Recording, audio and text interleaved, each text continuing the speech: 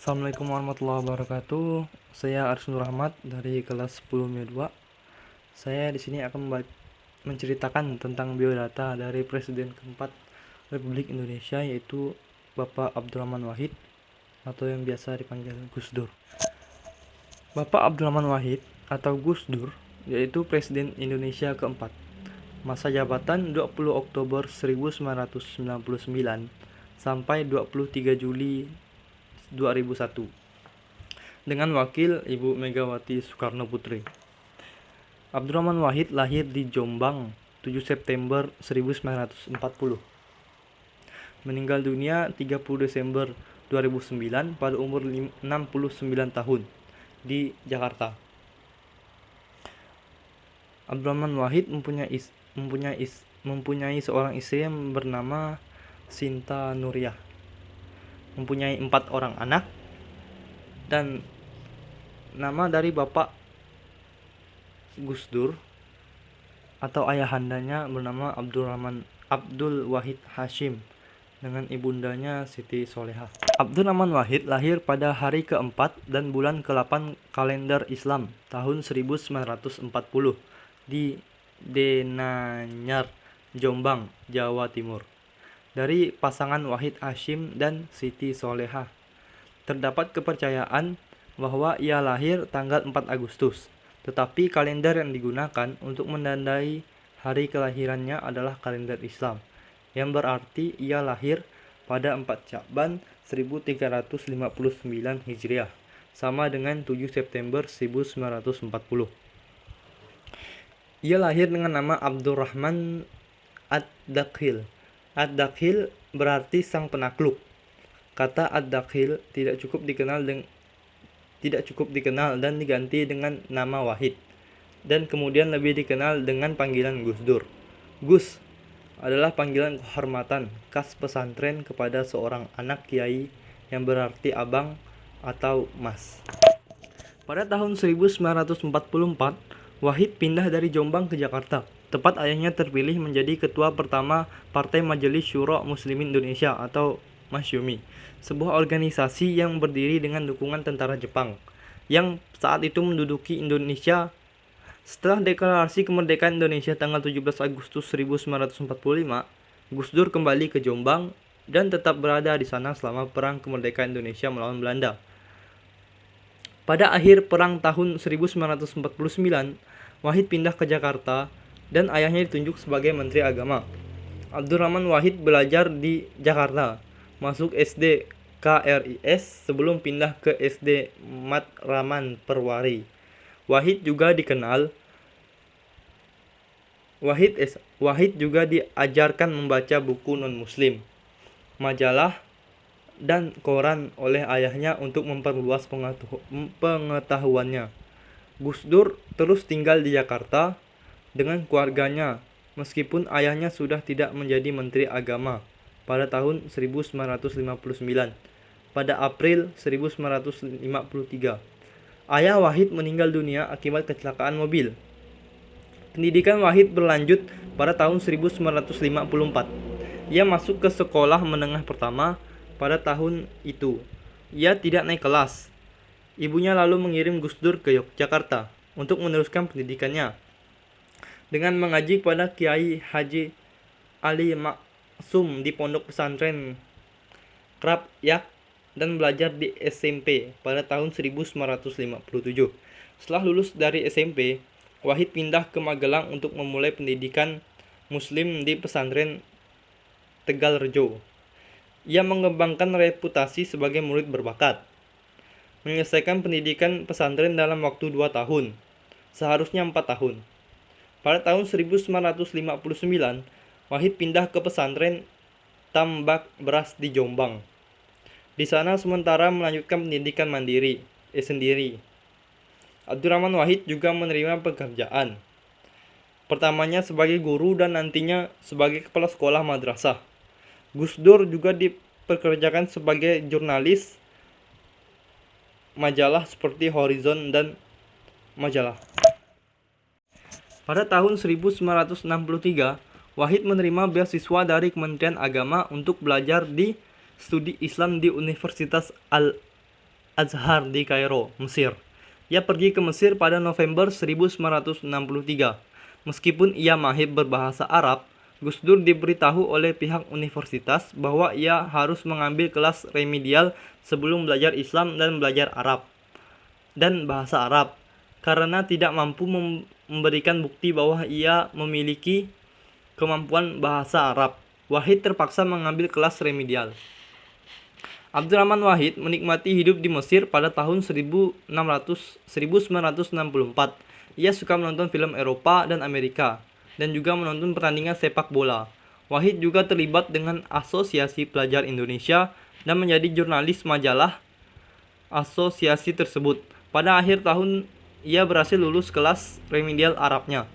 Ketika ia memulai belajarnya dalam Islam dan bahasa Arab tahun 1965, Gus Dur kecewa. Ia telah mempelajari banyak materi yang diberikan dan menolak metode belajar yang digunakan universitas.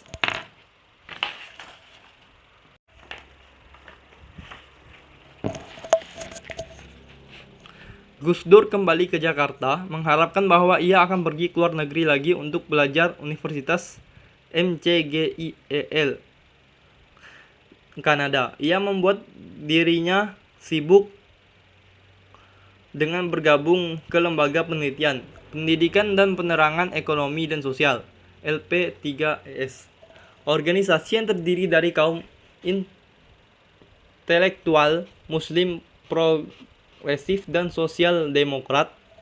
Mendirikan majalah Prisma, dan Gus Dur menjadi salah satu kontributor utama majalah tersebut. Selain bekerja sebagai kontributor, Gus Dur juga berkeliling pesantren dan madrasah di seluruh Jawa.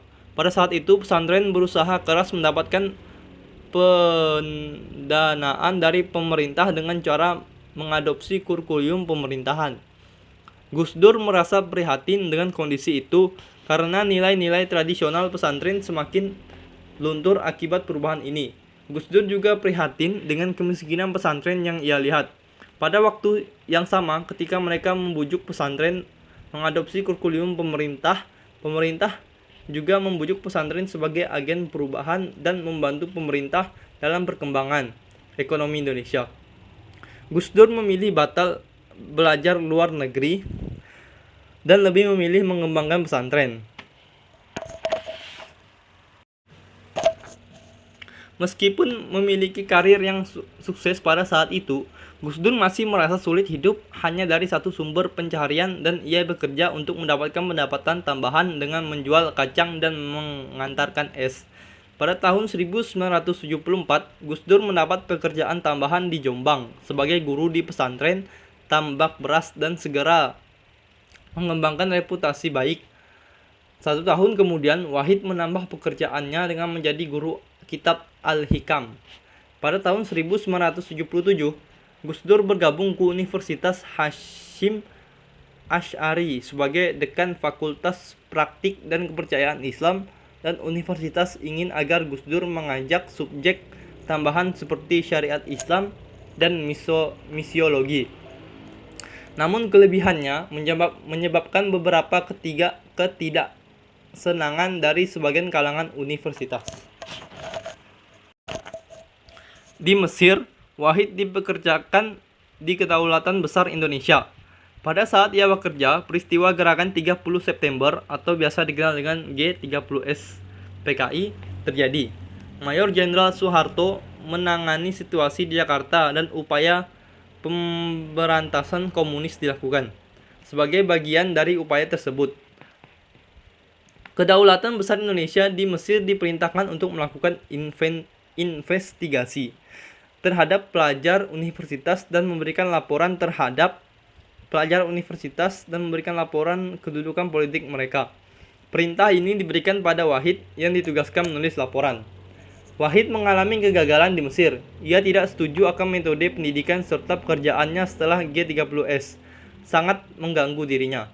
Pada tahun 1966, ia diberitahu bahwa ia harus mengulang belajar pendidikan prasarjana. Gus Dur diselamatkan melalui beasiswa di Universitas Baghdad.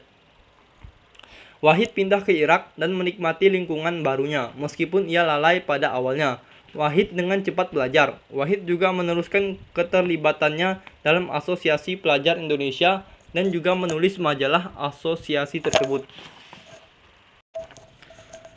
Awal keterlibatan Gus Dur yaitu di Nahdlatul Ulama atau NU. Latar belakang keluarga Wahid segera berarti. Ia akan diminta untuk memainkan peran aktif dalam menjalankan NU. Permintaan ini berlawanan dengan aspirasi Gus Dur dalam menjadi intelektual publik dan ia 2 kali menolak tawaran bergabung dengan Dewan Penasihat Agama NU. Namun Wahid akhirnya bergabung dengan dewan tersebut setelah kakeknya memberinya tawaran ketiga. Karena mengambil pekerjaan ini, Wahid juga memilih untuk pindah dari Jombang ke Jakarta dan menetap di sana. Sebagai anggota Dewan Penasihat Agama, Wahid memimpin dirinya sebagai reforman NU. Pada saat itu, Abdurrahman Wahid juga mendapat pengalaman politik pertamanya pada pemilihan umum legislatif 1982. Wahid berkampanye untuk Partai Persatuan Pembangunan (P3), sebuah partai Islam yang dibentuk sebagai hasil gabungan 4 partai Islam termasuk NU. Wahid menyebut bahwa pemerintah mengganggu kampanye P3 dengan menangkap orang seperti dirinya. Gus Dur menderita banyak penyakit, bahkan sejak ia mulai menjabat sebagai presiden. Ia menderita gangguan penglihatan sehingga seringkali surat dan buku yang harus dibaca atau ditulisnya harus dibacakan atau dituliskan oleh orang lain. Beberapa kali ia mengalami serangan stroke, diabetes, dan gangguan ginjal juga dideritanya. Ia meninggal dunia pada hari Rabu 30 Desember 2009 di Rumah Sakit Cipto Mangunkusumo, Jakarta pada pukul 18:45 akibat berbagai komplikasi penyakit tersebut yang dideritanya sejak lama. Sebelum wafat, ia harus menjalani hemodialisis atau cuci darah rutin. Menurut Salahuddin Wahid, adiknya, Gus Dur wafat akibat sumbatan pada arteri. Seminggu sebelum dipindahkan ke Jakarta, ia sempat dirawat di Jombang seusai mengadakan perjalanan di Jawa Timur. Sekian biodata dari Presiden keempat Republik Indonesia. Kurang lebihnya saya mohon maaf. Selamat malam.